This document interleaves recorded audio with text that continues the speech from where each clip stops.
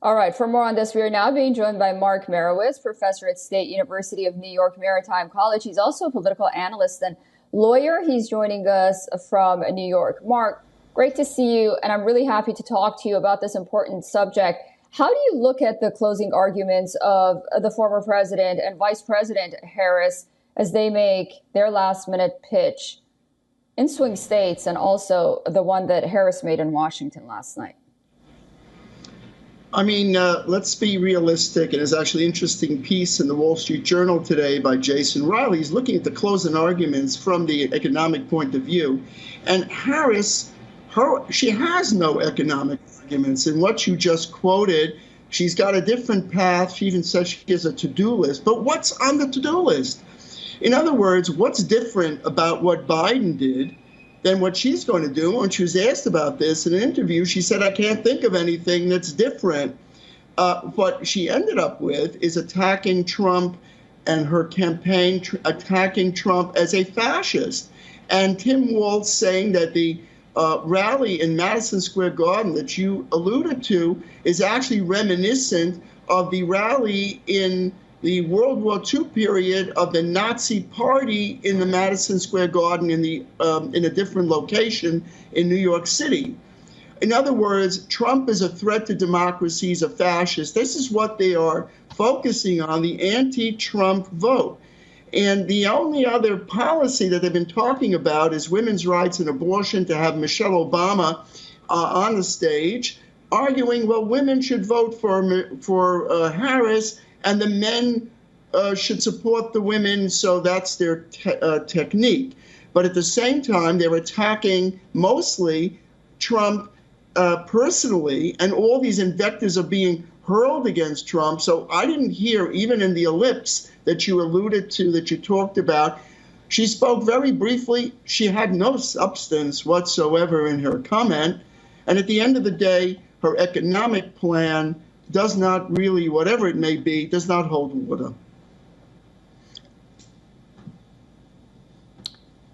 Yeah, I mean, she did put out something because she was losing the black men vote, that she would give incentives to African Americans for housing and whatnot. But then that turned out to be constitutionally, of course, inaccurate, considering the fact that you can't really do something based on race for a group of people and then not for another group. And she changed that. So you're right. It's been a mixed bag and we still don't know. So this comedian made a very distasteful joke at Madison Square Garden. But then President Biden, when asked about this distasteful joke against the Puerto Ricans, he said Trump supporters are garbage. So how do you see that?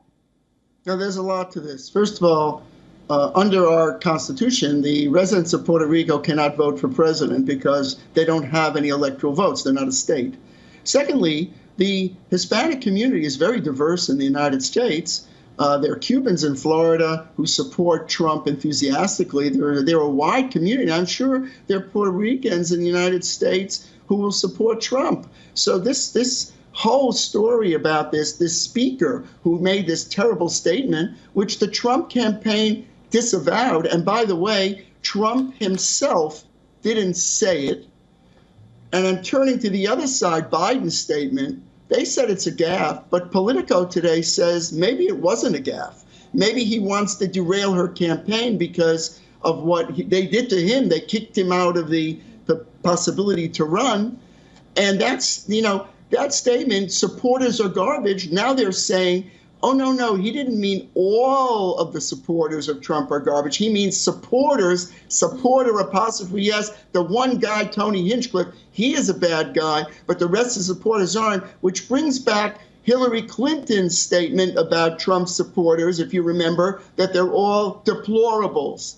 And I think Biden's statement was very injurious to Kamala Harris's campaign. It's a horribly stupid statement by the president. Why would he say that? Why would he say that? Sitting in the White House right behind Harris's speech on the ellipse, it's bizarre. The whole thing is bizarre. This election ends up deteriorating into dartboard, shooting darts at each other and saying terrible things about each other. And I think it doesn't benefit the American people. As far as the Hispanic community in the United States, they're a diverse community.